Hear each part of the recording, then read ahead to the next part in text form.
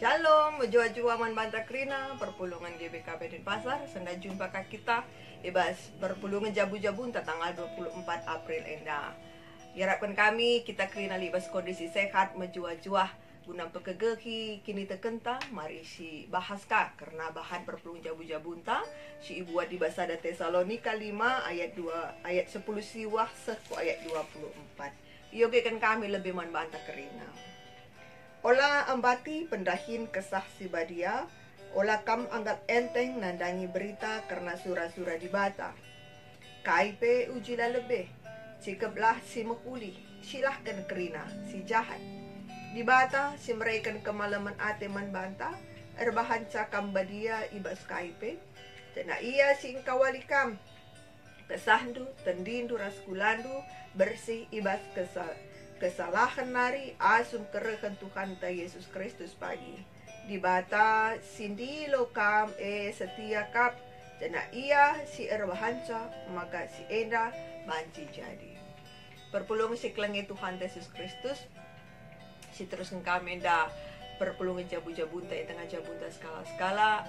Semoga bahan firman hari ini juga nantinya dapat menguatkan iman percaya kita. Tesalonika merupakan kota yang padat penduduk. Pada zamannya menjadi salah satu kota perdagangan yang sangat sibuk. Dan Rasul Paulus pernah sempat singgah di kota tersebut. Walaupun tidak lama karena mendapat pertentangan dari pihak-pihak tertentu di kota tersebut. Namun Rasul Paulus senantiasa mengirimkan Silas dan Timotius untuk melayani jemaat di Tesalonika. Sehingga seluruh informasi tentang kondisi jemaat diketahui oleh Rasul Paulus.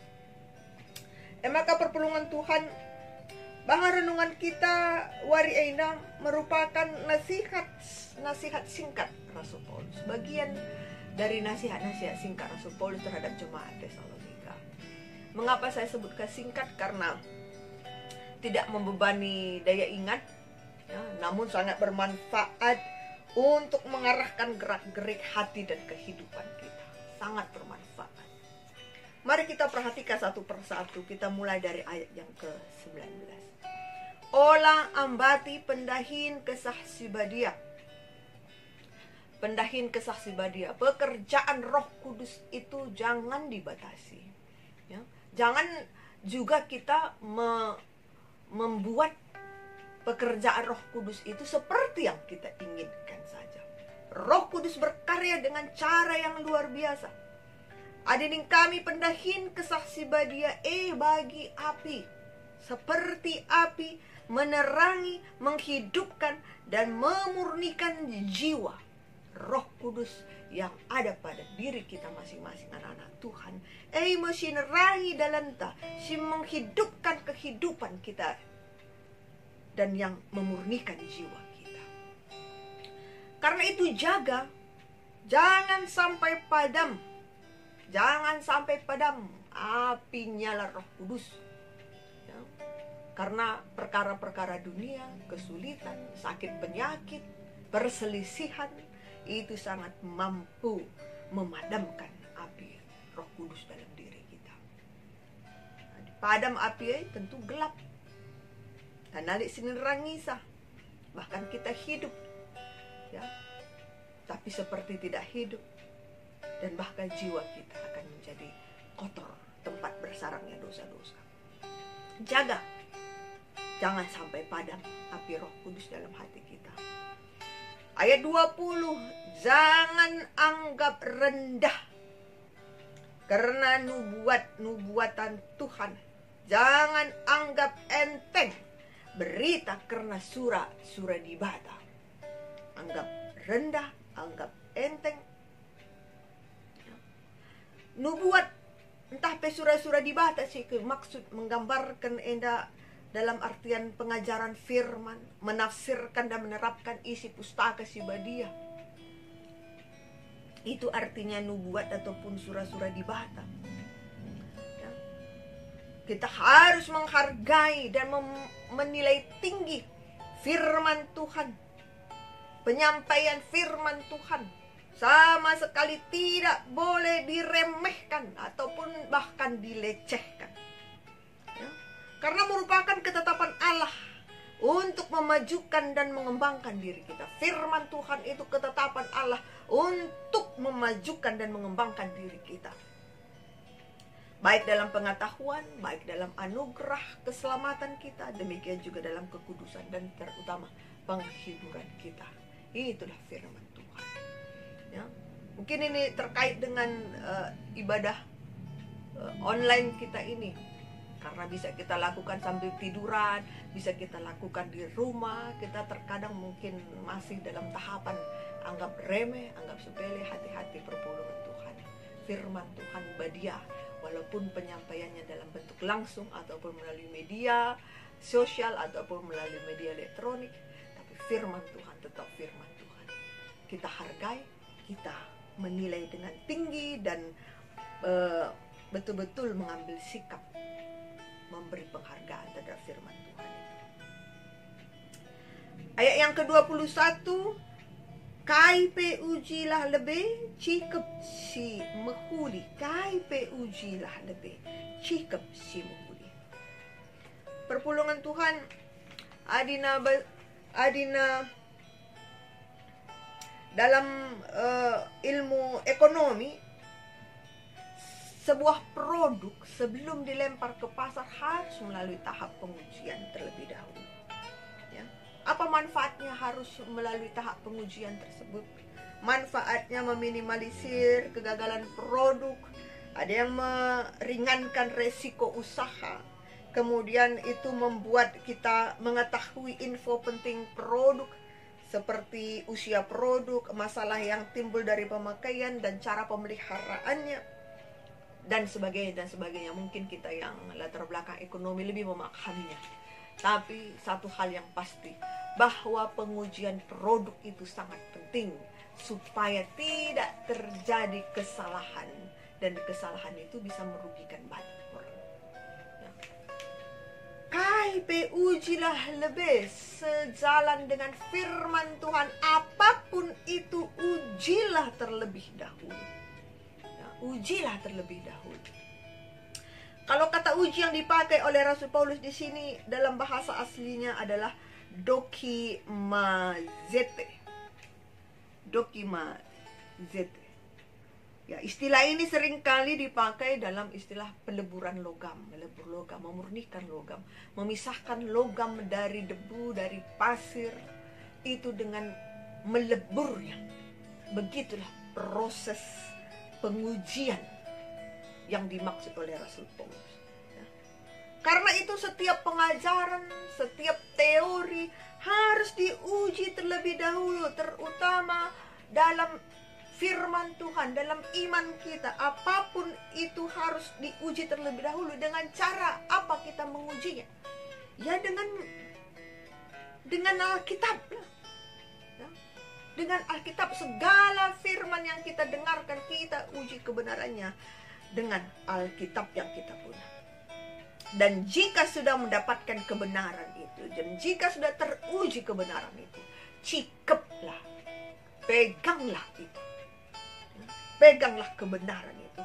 Dan jangan dilepaskan lagi. Jangan terombang-ambing lagi. Jangan terombang lagi. Kalau Yakobus 1 ayat 12 mengatakan demikian. Berbahagialah orang yang bertahan dalam pencobaan, sebab apabila ia sudah tahan uji, ia akan menerima mahkota kehidupan yang dijanjikan Allah kepada barang siapa yang mengasihi Dia. Tahan uji membuat kita semakin mengasihi Allah. Jemaat yang dikasihi Tuhan, ayat yang ke-22, silahkan kerina si jahat. Jangan ada niatan terselubung, ya, menghindari kejahatan akan memberikan keselamatan bagi kita. Ya, bahkan bukan hanya menghindari kejahatan yang tampak, yang kita lihat di luar diri kita, bahkan kejahatan dalam diri kita pun harus kita silahi. Ya. Jangan ada niatan terselubung dalam pelayanan. Jangan ada niatan terselubung dalam kehidupan jemaat berjemaat. Ya. Jangan ada niatan materi, harga diri dan lain-lain itu menjadi dasar kita untuk melayani misalnya. Tidak boleh. Silahkan Krina si jahat. Hati yang murni dan hidup yang benar, itu berarti kita mencintai kebenaran Allah. Hati yang murni dan hidup yang benar, itu berarti kita mencintai kebenaran Allah. Itu berarti kita milahi si jahat ilas keluar. Perpulungan Tuhan ayat 23-24 Endra Situhuna adalah doa Rasul Paulus terhadap jemaat Tesalonika.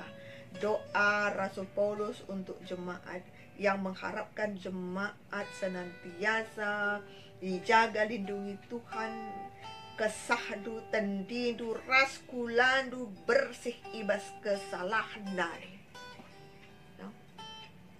Kesahdu tendindu raskulandu bersih ibas kesalahan nari. Inilah harapan Rasul Paulus terhadap jemaat Tesalonika, dan itu juga harapan Tuhan bagi kita seluruhnya jemaat Perpulungan GBKP Denpasar. Tema kita hari ini, ujilah lebih, cikaplah semuhuli, kutipan dari ayat yang ke-21 tadi. Ujilah lebih, cikaplah semuhuli. Ya, artinya tentu jangan gampang percaya, bahkan walaupun itu adalah dari orang yang paling kita percaya, jika apa yang dikatakan disebutkannya bertentangan dengan Alkitab, ya jangan diikutkan. Karena itu senantiasa belajar, senantiasa membuka diri untuk wawasan-wawasan baru, terutama dalam kondisi sekarang ini. Mari kita coba berpikiran terbuka. Jangan terlalu takut, tapi jangan juga terlalu panik ataupun terlalu bebas kita menjalani kehidupan sekarang ini.